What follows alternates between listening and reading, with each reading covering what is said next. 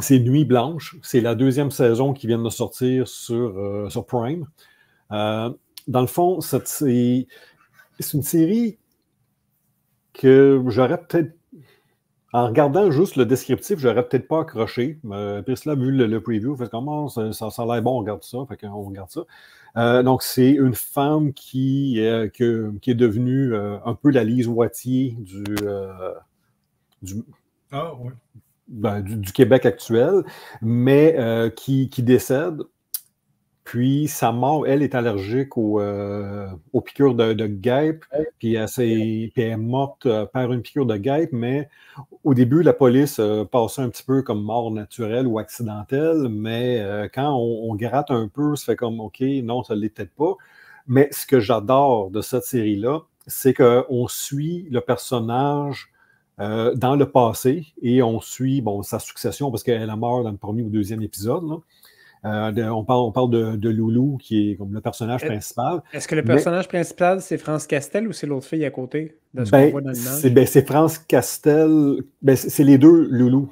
Ah, OK. Donc, c'est la version plus âgée, puis la version plus jeune. C'est ça. C'est que la comédienne plus jeune qu'on voit, ça commence dans les séries, dans les années 70. Ça commence avec La Tempête du siècle en 71, 72.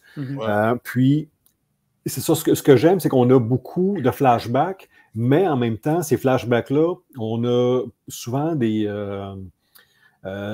extraits de nouvelles, comme on voit Bernard de Rome qui parle de la tempête du siècle. On a un petit segment parce qu'il y a un des personnages deux des personnages qui font partie du FLQ. Donc c'est vraiment très historique, mais on reste dans la réalité. On a des segments sur le référendum, tout ça. On part vraiment des années 70 à 90 avec la comédienne qui est un peu plus jeune, qui fait Loulou, mais plus jeune. Puis on a France Castel qui fait la narration tout au long des 2 saisons. Puis on a ses enfants qui essaient de découvrir pourquoi. Il y a un gros doute sur sa mort, que c'est pas vraiment accidentel, que ça serait arrangé. Puis là, il y a comme des clans qui se font. Puis c'est vraiment une excellente série, surtout si vous avez une petite nostalgie des années 70-80. Là, il y a plein de flashbacks super intéressants. Là. Tout ce qui est tenue vestimentaire d'époque, ou les voitures, ou tout ça, là, ça accroche. Vraiment, là, excellent. Je vais juste rajouter de l'information, parce que l'autre In Memoriam, j'ai eu, parce que sur le groupe Facebook de Smaniacs, les commentaires ne se transigent pas dans mon logiciel. Pourquoi, je ne sais pas. Mais là, je viens de remarquer, il y a Jean-Émile Terrien qui a écrit, je ne l'ai pas écouté la série, mais c'est tourné dans l'ancienne demeure de Céline Dion. Oh, wow. Puis là, il dit, j'ai regardé la saison 1 de Nuit Blanche, j'ai bien aimé la série 2 à voir absolument. OK. Fait que là, Emile, merci pour le commentaire. Si je comprends bien, on a pris une œuvre de fiction, mais on a ajouté des éléments authentiques de l'époque au niveau des nouvelles pour redonner une crédibilité puis un moment de nostalgie, si on peut dire ça. Là. Exact. C'est nice. Hey, c'est le fun, ça. Ça, j'aime ça. Ça, on est bon pour ça, par exemple. Ça vaut vraiment la peine. Capturer et refléter l'époque 70, 60, peu importe l'époque qu'on veut faire. On est bon pour ça, fait que ça, tant mieux, c'est parfait, ça. Puis le pont qui se fait entre les personnages dans les années 70-80, puis parce que c'est tout le temps, les comédiens sont en double, parce que c'est pour garder l'âge. Le choix des comédiens est bon. Puis on voit vraiment les traits de personnalité. Il y a vraiment un bon travail qui a été fait pour que ça soit vraiment identique là, du comédien jeune puis au comédien plus âgé. C'est vraiment... Là, ça, c'est le fun. Personnellement, ça fait pas super longtemps que j'écoute des séries québécoises. Je trouvais ça un petit peu... pas dire poche, mais... Non, il y a des fois, il y a des séries québécoises que c'est déprimant. Puis comme disait Denis tantôt, quand c'est policier, ça se passe dans une pièce. Mais souvent, quand ils disent « Ouais, mais pourquoi que... » Puis là, désolé si vous êtes fan, en tant que fan de cinéma plus américain et traditionnel, c'est si tu veux qu'on paye 13$ pour aller voir, ou 15$ ou 20$ pour aller voir un film en salle, visuellement, il faut que tu me donnes quelque chose. Là, si tu te demandes d'aller voir 2 personnes parler puis broyer pendant 2 heures dans un bureau, non, mais attendre que ça sorte en DVD ou en Blu-ray ou peu importe. Fait que c'est ça souvent que je pourrais reprocher. Mais dans certaines séries, par exemple, la qualité de ce qu'on peut faire avec le budget et les ressources qu'on a, c'est impressionnant parce qu'on a une fraction du budget de ce que certaines autres séries canadiennes peuvent faire. J'invite les gens, toi tu parlais de cette série-là par rapport au fait qu'on est dans les années 70 et dans le présent.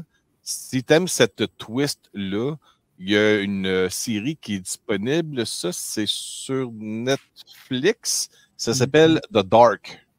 Et The Dark, c'est une petite ville en Allemagne. Et là, le problème, c'est que les noms sont durs. Tu sais, c'est pas Tremblay, puis Bob, puis Régent. Tu sais, c'est des noms allemands. Fait que c'est dur de reconnaître. Mais ils ont tellement réussi à bien caster la distribution des acteurs lorsqu'ils sont jeunes, présents et futurs, puisque les gens se rendent compte que lorsqu'ils rentrent dans une grotte et ils ressortent de l'autre côté, dans un... ils reculent soit 30 ans dans le passé, 60 ans dans le passé ou 30 ans dans le futur, mais ils ne savent pas où. Puis là, le problème, c'est qu'il y a des enfants qui se perdent là-dedans, fait qu'ils deviennent les parents de leurs enfants à eux autres, dans le présent. Mais tu parlais de ça, là, tu dis que les acteurs ont bien été choisis par rapport aux années 70, puis présents dans la série, là, que tu parlais, Nuit Blanche. La continuité. The Dark, c'est une très, très bonne série qui a eu un très bon casting. Parce que les noms, tu n'es pas capable de les reconnaître. Puis, mais ça joue. Si vous aimez les affaires de temporel puis d'acteurs différents qui jouent le même personnage, c'est écœurant. Autrement dit, même si tu n'es pas capable de te rappeler du nom, du nom, par la performance de l'acteur, tu reconnais le personnage à travers la vie. Il y a aussi des signes qui te montrent que c'est comme ça, c'est l'enfant. Parce que, exemple, mettons, l'enfant est tombé en vélo, il y a une cicatrice, puis là, tu le vois, le vieux monsieur. Puis il y a une cicatrice, tu sais. Fait que tu fais comme c'est lui, tu sais, ces affaires comme ça. Mais tu sais, il s'appelle Von Scharfen, puis ils n'ont pas changé les noms pour le mettre au Québec. Ça garde les noms allemands. Fait que c'est très, très dur. Quand ils se nomment, c'est comme de qui parle déjà? Parce qu'il n'y a pas un personnage central. C'est à peu près tous les gens de la petite ville qui travaillent à l'usine nucléaire. Et ce qu'ils comprennent, c'est que les déchets radioactifs qui sont entreposés créent un phénomène temporel, un paradoxe temporel dans la ville. Wow. C'est comme dans. Il y avait dans. C'était quoi? C'était dans The Good Wife. À un moment donné, le monsieur, il s'en va dans le bar des témoins, puis il passe encore. Vous donnez notre nom, s'il vous plaît. Mon nom, c'est Neil Lantrecision. Ça s'écrit comme l'habitude. Il y a Daniel qui dit la seule série québécoise qui l'intéresse, c'est Mégantic. Ça, je pense que ils ont tourné, ils ont comme, comment on dit ça, refait les scènes. Reconstitué les scènes en dramatique de l'accident du train qui s'est écrasé dans le milieu de la ville. Une série québécoise que j'ai bien aimée, c'est Lac Noir. Il y a 2 saisons. Ça parle de loup-garou, puis les costumes là, de loup-garou, là, je veux dire, ils sont solides. OK. Nice. C'est sur C'est ça, ma blonde, elle a écouté Nuit Blanche, c'est ça? Ouais. Puis elle avait vraiment pas aimé ça. Puis elle avait écouté ça pour France Castel. Mais là, elle meurt au début. Là, c'est sûr que c'est son centre d'intérêt. Ouais, c'est ça. Mais, ouais, c'est sûr, c'est que si tu fais hey, je veux voir la série parce qu'elle est bonne, puis elle est morte après 2 épisodes. Ça se Avec des 2 séries, tu préfères In Memoriam ou Nuit Blanche, Patrice? C'est dur à dire parce que c'est 2 mindsets totalement différents. In Memoriam, c'est un bon trailer, un bon suspense. Tandis que Nuit Blanche, je dirais plus, c'est un divertissement un petit peu enquête, la vie des gens riches et célèbres. C'est vraiment difficile de dire lequel qui est le meilleur des 2 parce que c'est tellement différent comme série, mais c'est 2 excellents choix. Si vous avez du temps et vous voulez regarder ça. Pour juste compléter, Jean-Emile, il a donné l'information. La comédienne qui incarne Loulou, c'est Rose-Marie Perrault. Bon, ça, c'est France Castel, mais plus jeune. Là. OK.